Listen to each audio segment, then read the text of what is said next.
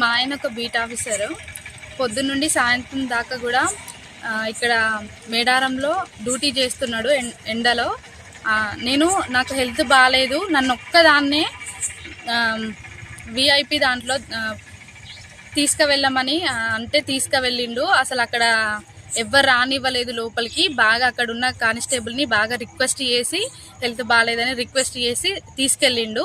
ఆయన పంపించిండు మమ్మల్ని. కొద్దిగా లోపలికి వెళ్ళగానే అక్కడ ఒక ఐపీఎస్ వచ్చి మా హస్బెండ్ది గల్ల పట్టుకొని ఒక దొంగని, ఒక నేరస్తుని, ఒక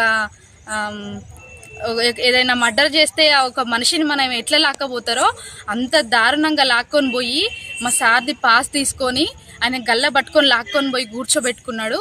అక్కడ నేను బతిలాడి, సార్ ప్లీజ్ సార్ కానీ ఒక బెగ్గర్ లాగా అడుక్కున్నాను. ఆయన కాళ్ళు కూడా పట్టుకున్నాను, ప్లీజ్ సార్ మమ్మల్ని వదిలేయండి సార్ అని. అయినా కూడా అసలు మమ్మల్ని వదిలేయలేదు. బాగా నీచంగా మాట్లాడిండు.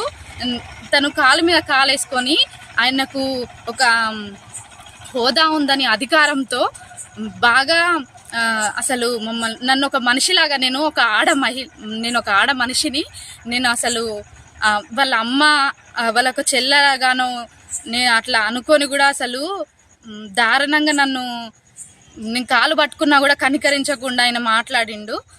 నాకు చాలా బాధ అనిపించింది.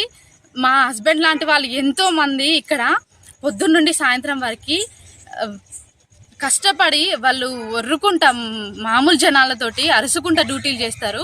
అట్లీస్ట్ వాళ్ళ ఒక్క వైఫ్కి, నేను 10 మందిని తీసుకొని రాలేదు మా హస్బెండ్ ఎవరిని, నేను ఒక్కదాన్ని, అది కూడా నాకు హెల్త్ సరిగ్గా బాగాలేదు, తీసుకెళ్తే అంత దారుణంగా చేసిండ్రు మమ్మల్ని. ఇంకా లైఫ్లో అసలు మేడారం మొహం అనేది చూడకుండా చేసిండ్రు. నాకు చాలా బాధ అనిపించింది. గౌసాలే మన ఆఫీసర్. అక్కడ మేము అసలు ఒక వెహికల్ కానీ ఎలాంటివి తీసుకుపోలేదు.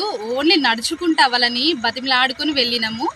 ఎస్ఐలు కానీ సిఐలు కానీ వాళ్ళకి సెక్యూరిటీలతోటి కార్లతోటి వాళ్ళు 4-5 కార్లు వేసుకొని వాళ్ళ ఫ్యామిలీలతోటి దిగినా కూడా వాళ్ళకి వీళ్ళందరూ సేవలు చేసుకుంటూ ఉన్నారు. అట్లీస్ట్ మేము వాళ్ళని బతిలాడి కానిస్టేబుల్ని మేము ఇద్దరం వెళ్ళినా కూడా మమ్మల్ని దారుణంగా మా హస్బెండ్ని చేసుకున్నాడు. ఇది చాలా బాధ, నాకైతే చాలా బాధ అనిపించింది.